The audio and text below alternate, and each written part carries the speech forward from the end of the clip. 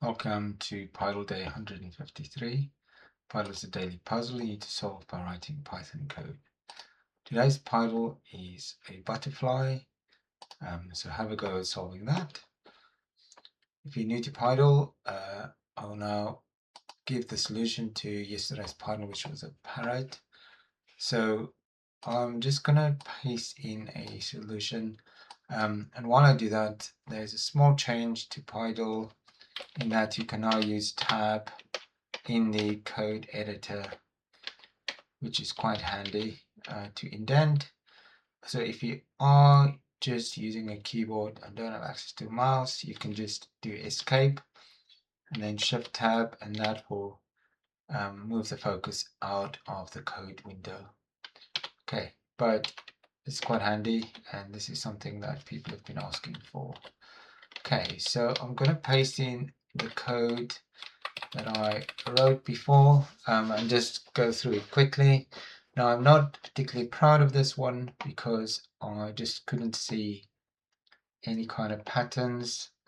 So this is basically just creating lists of indexes of pixels for the different colors. So I've got red, purple, white, yellow, and orange, and these are the indexes of the pixels. So 2 would be 0, 1, 2.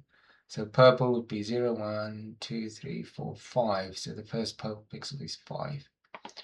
Okay, and then the loop goes for I in, and then you can just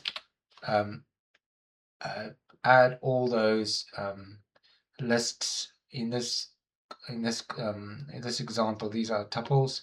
To add them all together, so you're looping through all of those indexes, and then you do Pydle I modulus 5 or remainder, which gives you the x coordinate, I integer division 5, which gives you the y coordinate. We haven't got any characters.